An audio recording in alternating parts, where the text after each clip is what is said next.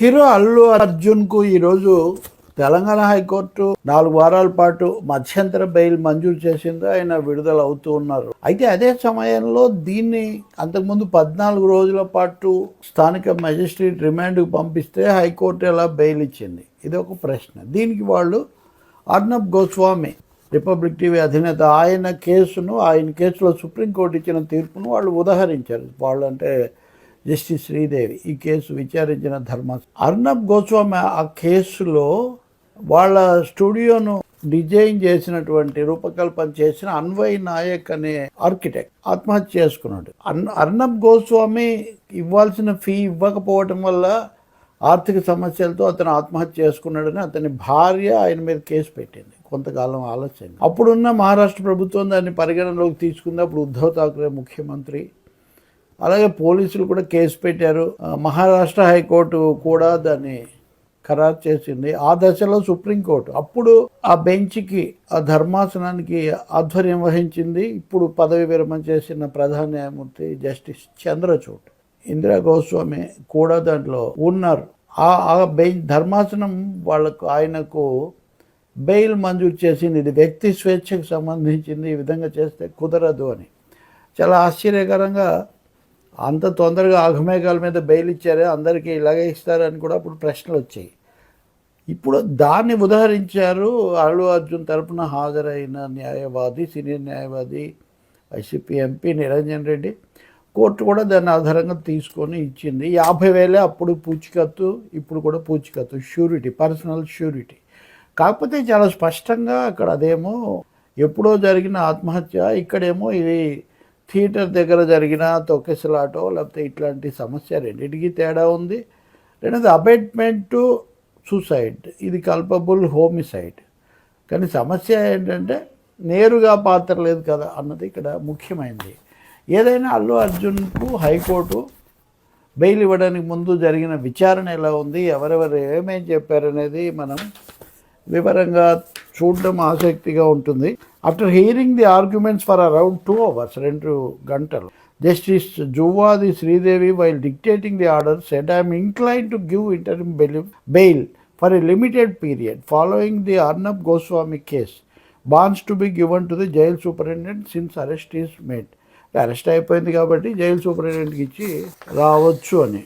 So ఈ సమయంలో న్యాయమూర్తి ఇంకో వ్యాఖ్య కూడా చేశారు. It's actually bothering me. Just because he is an actor can he be held like this? There are no ingredients on this earth. He has the right to life and liberty. It can't be taken away by virtue of being an actor. కేవలం ఇప్పుడు ఈ actor కాబట్టి అతనికి వేరే హక్కులు ఉంటాయని అందరూ బయట వస్తున్న కొన్ని వ్యాఖ్యలు. కానీ కోర్టు వేసిన ప్రశ్న, యాక్టర్ కాబట్టి, నటుడు కాబట్టి ఆయనకు హక్కులు లేకుండా పోతాయా? ఆయన వ్యక్తిగత స్వేచ్ఛను వీటిని హరించవచ్చునా అని.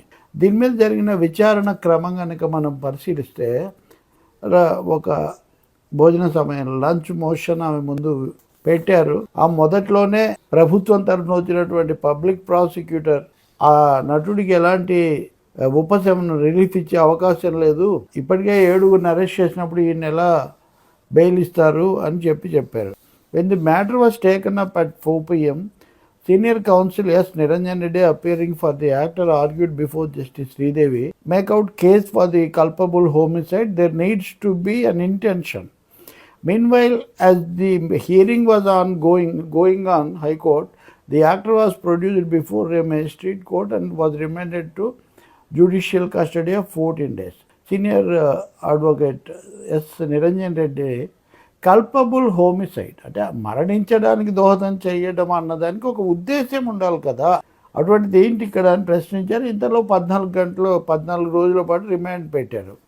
When you read the FIR, it does say that Allu Arjun new some death was going to happen. Even the instructions given by the SHO doesn't say that there was a chance of death to occur. Highest case there can be is of death by negligence.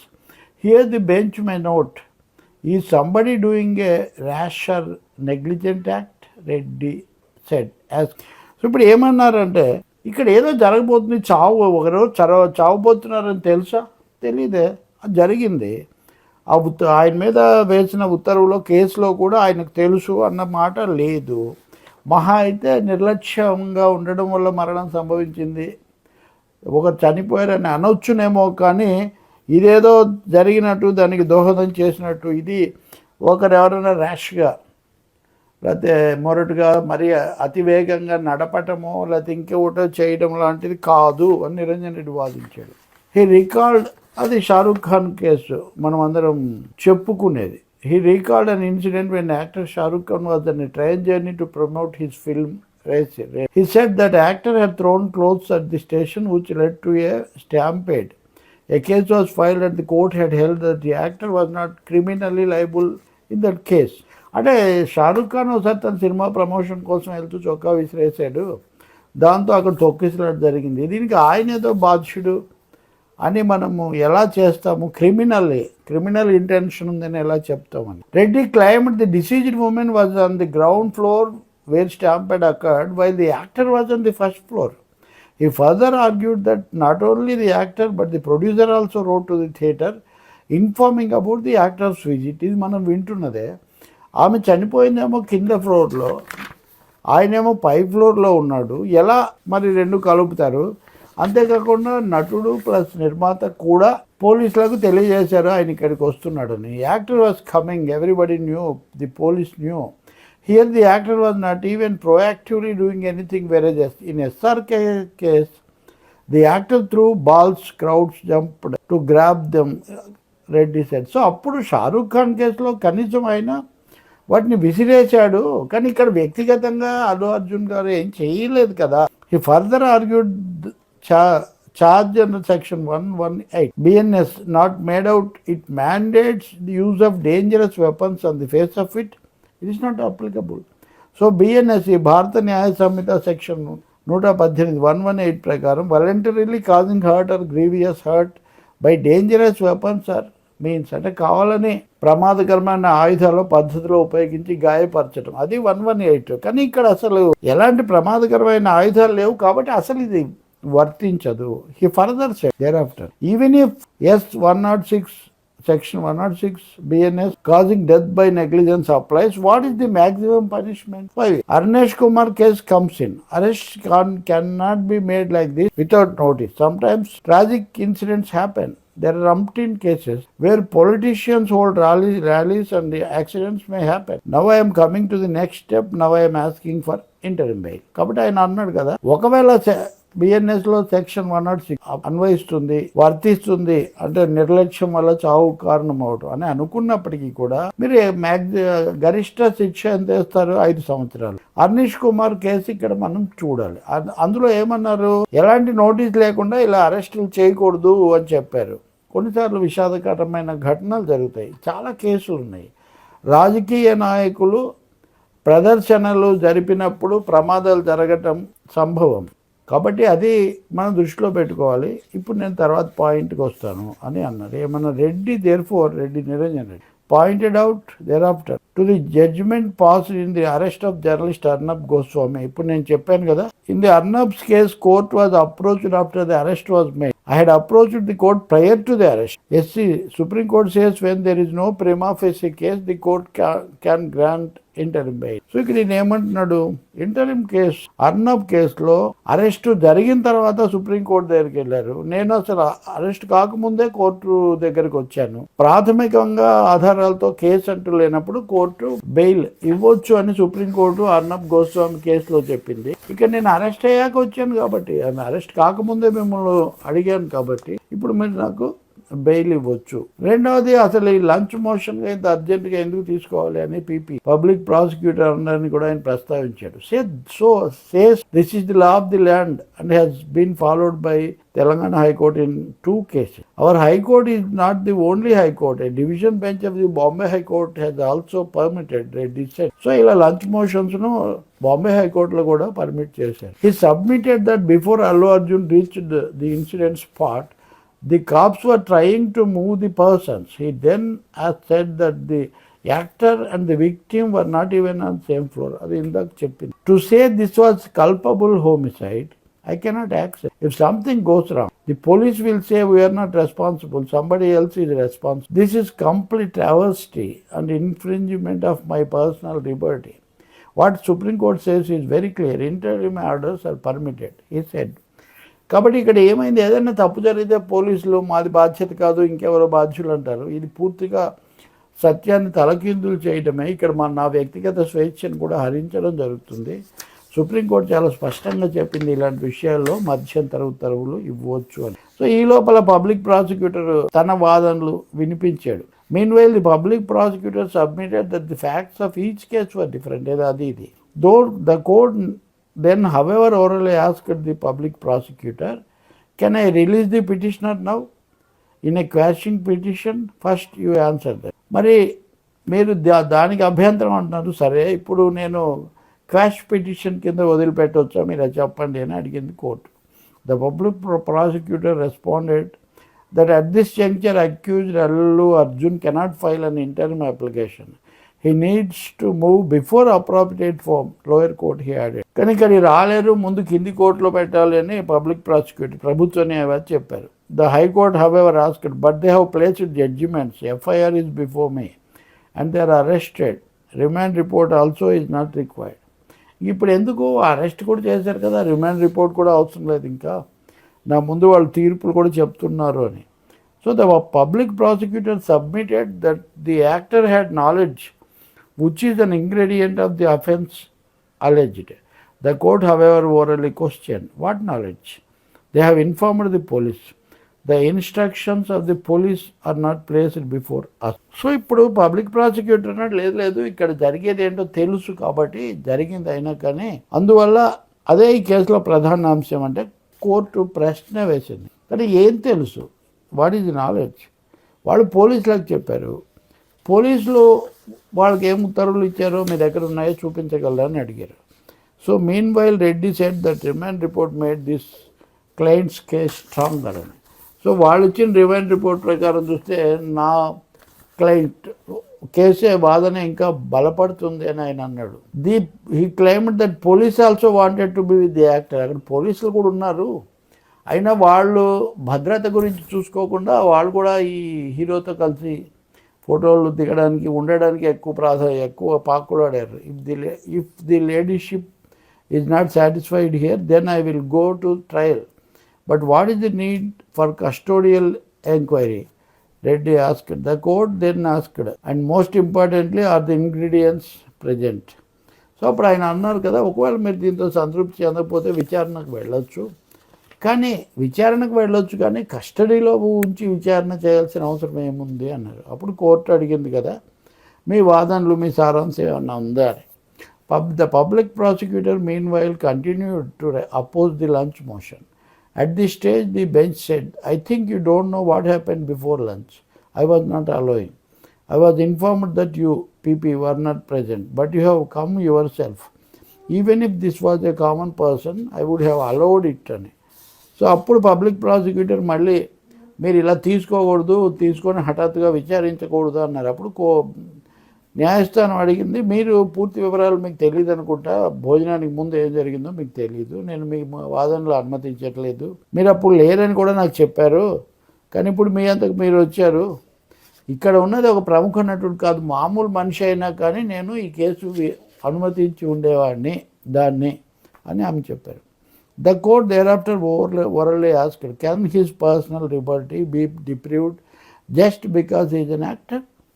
The public prosecutor, however, maintained that it was the actor's presence that triggered the incident. సరే, ఇక్కడ మామూలు మనిషి అయితే ఇలా చేస్తామా? కేవలం అతను ఒక నటుడు కాబట్టి అతని వ్యక్తిగత స్వేచ్ఛను మనం హరించవచ్చు అని న్యాయస్థానం అడిగితే, లేదు అసలు అతను అక్కడ ఉండడం వల్లనే కదా జరిగింది, కాబట్టి యాక్టర్ కావడం ఇక్కడ ముఖ్యమైనదని పబ్లిక్ ప్రాసిక్యూటర్ అన్నారు. Counsel appearing for another accused submitted that police were informed about the actor's visit. వేరే నిందితుడి తరఫు లాయర్ చెప్పారు, పోలీసులకు చెప్పామని. So the public prosecutor at this stage submitted till it is decided if the matter of interim bail can be decided in a 482 petition, please adjourn this matter. We will bring all the facts on record. It's not a case for any relief. He said that a little boy is still on a ventilator because of the stampede triggered by actor's visit. Reddy, however, said that the production was taking care of all the expenses.